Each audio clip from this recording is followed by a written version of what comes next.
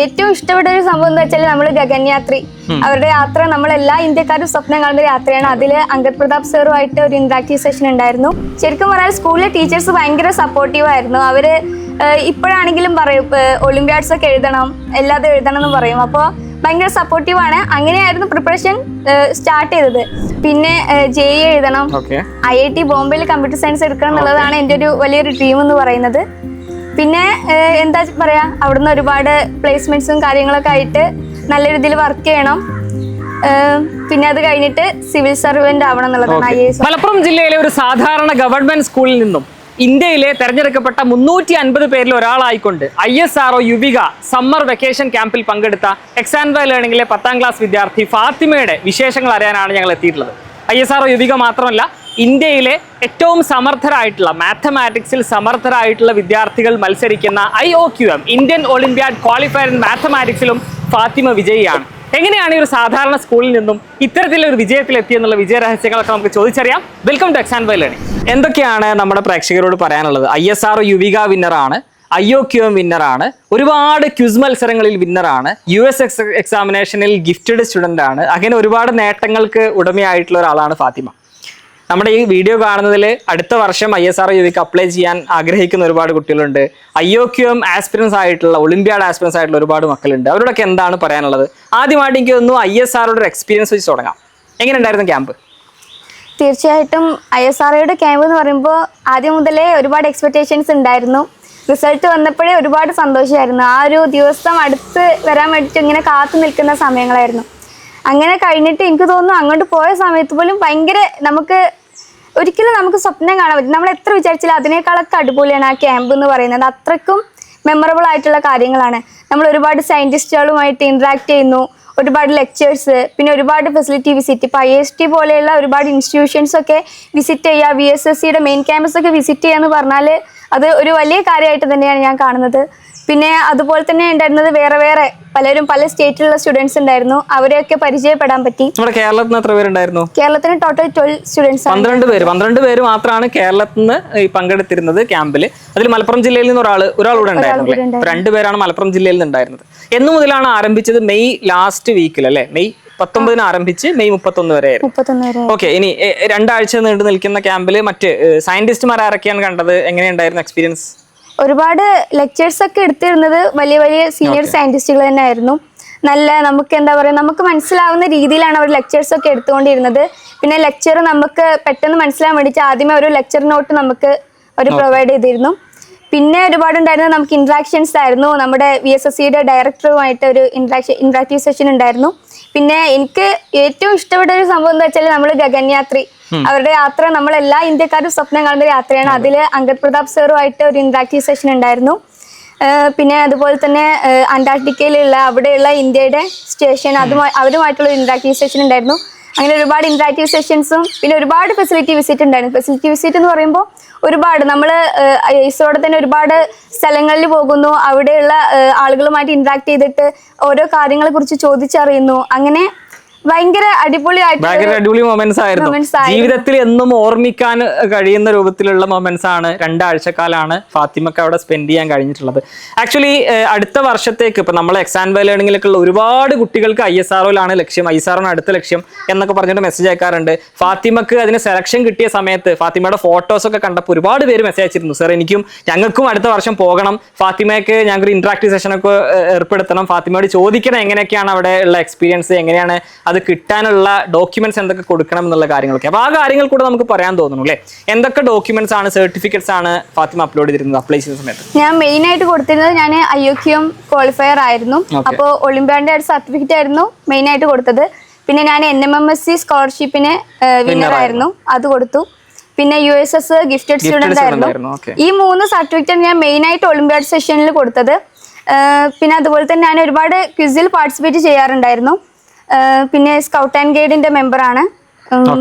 അപ്പോൾ സ്കൂളില് അക്കാഡമിക്സ് മാത്രമല്ല കോ കരിക്കുലർ ആക്ടിവിറ്റീസിലൊക്കെ തിളങ്ങി നിൽക്കുന്ന ഒരു സ്റ്റാർ തന്നെയാണ് ആക്ച്വലി ഫാത്തിമ എന്നുള്ളത്. എക്സാൻവ ലേണിംഗിൽ എങ്ങനെയാണ് എക്സാൻവ ലേണിംഗിനെ കുറിച്ച് അറിയുന്നത്? എക്സാൻവ ലേണിംഗിനെ കുറിച്ച് ഞാൻ ആദ്യം അറിയുന്നത് 7th സ്റ്റാൻഡേർഡിൽ USSന്റെ ടൈമിലാണ്. ഞങ്ങൾ സ്കൂളിൽ നിന്നുള്ള ഒരു ടീച്ചർ ഞങ്ങൾക്ക് USSന്റെ ക്ലാസ്സിന്റെ സമയത്ത് എക്സാൻവ എന്ന് പറഞ്ഞിട്ടുള്ള ആ ഒരു യൂട്യൂബ് ചാനൽ ആദ്യം ഞങ്ങൾക്ക് പ്രൊവൈഡ് ചെയ്യായിരുന്നു. അങ്ങനെ ഞങ്ങൾ അതിൽ ക്ലാസ്സസ് കണ്ടു. അങ്ങനെ നല്ല രീതിയിൽ മനസ്സിലാവുന്ന ഒരുപാട് ഭയങ്കര എക്സ്പ്ലെയിൻ ആണ്, എന്നാൽ പ്രത്യേകിച്ച് ഇങ്ങനെ വെറുതെയുള്ള സംസാരങ്ങളൊന്നും ഇല്ലാതെ കൃത്യമായ രീതിയിൽ ക്ലാസ്സസ് എടുത്തു പോകുന്ന ക്ലാസ്സസ് ആയിരുന്നു. അപ്പോൾ നല്ല രീതിയിൽ മനസ്സിലാക്കാൻ പറ്റുന്നുണ്ട്, നല്ല രീതിയിൽ എന്താ പറയുക. പിന്നെ അതിലൊക്കെ ഉപരി ക്ലാസ്സസ് എടുക്കുന്ന ഫാക്കൽറ്റീസ് ആണെങ്കിൽ IIT-യിലൊക്കെ പഠിച്ച ആളുകൾ എന്ന് പറയുമ്പോൾ തന്നെ നമുക്ക് ആ ക്ലാസ്സസ് കാണാൻ ഭയങ്കര ഇൻട്രസ്റ്റ് ആണ്. അപ്പൊ നല്ല രീതിയിലുള്ള ക്ലാസ്സസ്. അപ്പൊ അങ്ങനെയാണ് ആദ്യം എക്സാം വൈനെ കുറിച്ച് അറിയുന്നത്. പിന്നെ NMMSന്റെ ടൈമിൽ ഞാൻ എക്സാം വൈന്റെ ക്ലാസ്സസ് ഒരുപാട് കാണാറുണ്ടായിരുന്നു. അങ്ങനെ അത് കഴിഞ്ഞിട്ട് IOQM എഴുതിയ സമയത്താണ്, IOQM-ന്റെ സമയത്ത് ഞാൻ എക്സാം വൈന്റെ ക്ലാസ്സസ് ആണ് യൂസ് ചെയ്തിരുന്നത്. എക്സാം വൈന്റെ ക്ലാസ്സസ് ഒരുപാട് യൂട്യൂബ് ചാനൽ ഇട്ടിരുന്നവര്. അപ്പൊ അങ്ങനെയാണ് ഞാൻ എക്സാം വൈയുടെ വലിയൊരു ഫാൻ തന്നെ ആയിട്ട് മാറുന്നത്. അങ്ങനെ IOQM കിട്ടിയതിന് ശേഷമാണ് പിന്നെ എക്സാം വൈയിൽ ജോയിൻ ചെയ്യുന്നത്. ഓക്കെ, അപ്പോൾ എക്സാം വൈ ലേണിംഗിൽ ഒളിമ്പ്യാഡ് ആസ്പിറൻസ് ആയിട്ടുള്ള കുട്ടികൾക്ക് നമ്മൾ സ്പെഷ്യൽ ആയിട്ട് ഫ്രീ ആയിട്ട് തന്നെ കോച്ചിങ് പ്രോഗ്രാംസ് ഒക്കെ നടത്തി വരുന്നുണ്ട് നമ്മുടെ എക്സാം വൈ ഒളിമ്പ്യാഡ് ചാനലിലൂടെ ഒക്കെ. അപ്പോൾ ഫാത്തിമയെ കുറിച്ച് പറയുകയാണെങ്കിൽ ISRO യുവിക മാത്രമല്ല, IOQM വിന്നർ എന്ന് പറയുന്നത് ഇന്ത്യയിലെ മാത്തമാറ്റിക്സിൽ അത്രയും സ്മാർട്ട് ആയിട്ടുള്ള, ബ്രില്യൻ്റ് ആയിട്ടുള്ള, സമർത്ഥരായിട്ടുള്ള വിദ്യാർത്ഥികൾക്ക് മാത്രം കിട്ടുന്ന അല്ലെങ്കിൽ വിൻ ചെയ്യാൻ പറ്റുന്ന ഒരു പരീക്ഷയാണ്. ഇന്റർനാഷണൽ മാത്തമാറ്റിക്കൽ ഒളിമ്പ്യാഡിന്റെ ആദ്യ പടി IOQM എന്നുള്ളത്. അത് വിൻ ചെയ്യുക എന്നുള്ളത് ചില്ലറ കാര്യമല്ല. ഈ കേരളത്തിൽ നിന്നൊക്കെ വളരെ കുറച്ച് പേർക്ക് മാത്രമാണ് IOQM സെലക്ഷൻ കിട്ടിയിട്ടുള്ളത്. അതിൽ ഒരാളാണ് ആക്ച്വലി ഫാത്തിമ എന്നുള്ളത്. 8ാം ക്ലാസ് മുതൽ 12ാം ക്ലാസ് വരെയുള്ള വിദ്യാർത്ഥികൾക്കാണ് അല്ലേ ഒരു ലെവൽ മത്സരം ഉള്ളത്. അപ്പോൾ ആ മത്സരത്തിൽ 9ാം ക്ലാസ്സിൽ നിന്നാണ് ഫാത്തിമ IOQM വിൻ ചെയ്യുന്നത്. IOQM-ന്റെ പ്രിപ്പറേഷൻ ഒക്കെ എങ്ങനെയാണ്? ആക്ച്വലി ഒരു സാധാരണ ഒരു ഗവൺമെന്റ് സ്കൂളിൽ നിന്ന് നമ്മുടെ SCERT സിലബസ് ഒക്കെ പഠിച്ചുകൊണ്ട് IOQM വിൻ ചെയ്യുക എന്നുള്ളത് ചില്ലറ കാര്യമല്ലല്ലോ. അപ്പോൾ എങ്ങനെയാണ് അതിനൊരു വിൻ ചെയ്യാനുള്ളൊരു പ്രിപ്പറേഷൻ ഒക്കെ എങ്ങനെയായിരുന്നു? പ്രിപ്പറേഷൻ ജേർണി പറയുകയാണെങ്കിൽ പ്രിപ്പറേഷൻ ജേർണി പറയുകയാണെന്നുണ്ടെങ്കിൽ IOQM-നെ കുറിച്ച് എക്സാം വൈ ഞാൻ കണ്ടിട്ടുണ്ടായിരുന്നെങ്കിലും ആ സമയത്ത് എങ്ങനെ അപ്ലൈ ചെയ്യണം, ഒളിമ്പ്യാഡൊന്നും എഴുതിയിട്ടുണ്ടായിരുന്നില്ല. അപ്പോൾ എങ്ങനെ അപ്ലൈ ചെയ്യണമെന്ന് ആദ്യം അത്രയ്ക്ക് അറിയുന്നുണ്ടായിരുന്നില്ല. അപ്പോൾ സ്കൂളിലെ ടീച്ചേഴ്സാണ് IOQM-ന് അപ്ലൈ ചെയ്യാൻ വേണ്ടിയിട്ട് സ്കൂളിലൊക്കെ മത്സരം നടത്തി. പിന്നെ ഞങ്ങൾ ഒരുപാട് കുട്ടികൾ സെലക്ട് ചെയ്തു. പിന്നെ ഞങ്ങളുടെ സബ് ഡിസ്ട്രിക്ട് ലെവലിലായിട്ട് ഞങ്ങൾക്ക് ഒരുപാട് ക്യാമ്പ്സ് ഒക്കെ ഉണ്ടായിരുന്നു. 2 days ആയിട്ട് ക്യാമ്പ് നടത്തിയിരുന്നു. ഇതുപോലെ ക്ലാസ്സസ് കുസാറ്റിൽ നിന്നുള്ള ടീച്ചേഴ്സ് വന്നിട്ട് അങ്ങനെ ഒരുപാട് ക്ലാസ്സസ് പ്രൊവൈഡ് ചെയ്തിരുന്നു. പിന്നെ ഞങ്ങളൊരു ഗ്രൂപ്പ് ഉണ്ടായിരുന്നു.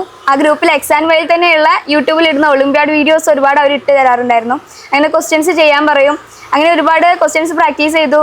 ശരിക്കും പറഞ്ഞാൽ സ്കൂളിലെ ടീച്ചേഴ്സ് ഭയങ്കര സപ്പോർട്ടീവ് ആയിരുന്നു. അവർ ഇപ്പോഴാണെങ്കിലും പറയും ഒളിമ്പ്യാഡ്സ് ഒക്കെ എഴുതണം, എല്ലാതും എഴുതണം എന്ന് പറയും. അപ്പോൾ ഭയങ്കര സപ്പോർട്ടീവാണ്. അങ്ങനെയായിരുന്നു പ്രിപ്പറേഷൻ സ്റ്റാർട്ട് ചെയ്തത്.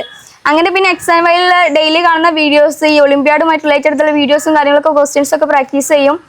അങ്ങനെ പ്രാക്ടീസ് ചെയ്ത് കിട്ടുമെന്ന് പ്രതീക്ഷിച്ചിട്ടുണ്ടായിരുന്നു. മാക്സിമം പ്രാക്ടീസുകൾ ചെയ്തു എന്നുള്ളതാണ് അല്ലേ? മാക്സിമം ക്വസ്റ്റ്യൻസ് പ്രാക്ടീസ് ചെയ്തു. അങ്ങനെ തന്നെയാണ് IOQM-ലേക്ക് എത്തിയത് എന്നുള്ളത്. IOQM എന്നുള്ളത് ഒരുപാട് മാർക്ക് സ്കോർ ചെയ്യുന്ന ഒരു എക്സാം അല്ല. വളരെ ടഫസ്റ്റ് ആയിട്ടുള്ള, അതിലെ പ്രോബ്ലംസ് ഉള്ളത് വളരെ ഹാർഡസ്റ്റ് പ്രോബ്ലംസ് ആയിരിക്കും. അത് നമുക്ക് കഴിയുന്ന രൂപത്തിൽ അത് അറ്റൻഡ് ചെയ്യുക. ചെറിയ മാർക്കൊക്കെ ആണെങ്കിലും അതിന്റെ ക്വാളിഫയിങ് സ്കോർ എന്നുള്ളതൊക്കെ വളരെ മിനിമൽ സ്കോർ ആണല്ലേ ആക്ച്വലി.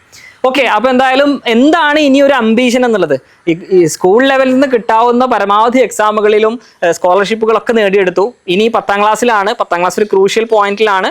SSLC എന്നുള്ളത് എല്ലാവർക്കും ഫുൾ A+ എന്തായാലും ഫാത്തിമ കിട്ടുന്നുണ്ട്. അത് കഴിഞ്ഞിട്ട് എന്താണ് +1 +2 കഴിഞ്ഞിട്ട് എന്താണ് പ്ലാൻ ഉള്ളത്?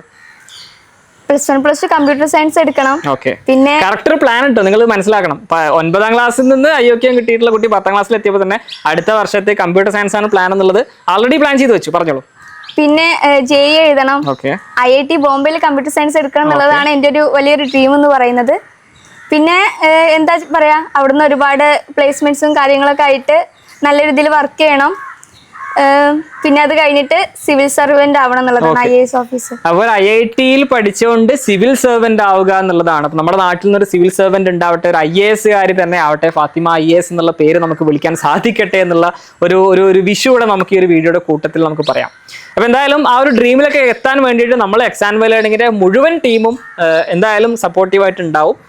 ബാക്കി ഇപ്പോൾ നമ്മുടെ എക്സാം വൈ ലേണിംഗിൽ ഇപ്പോൾ ഇന്നലെ നമ്മുടെ ഫാത്തിമയുടെ വീട്ടിലേക്ക് വരുന്നുണ്ട് എന്നുള്ളത് മെൻഡറിനെ വിളിച്ച് പറഞ്ഞപ്പോൾ, മെൻഡർ ഹാദിയ മാം അല്ലേ, ഹാദിയ മാമെ വിളിച്ച് പറഞ്ഞപ്പോൾ ഹാദിയ മാം നല്ല സന്തോഷമായി.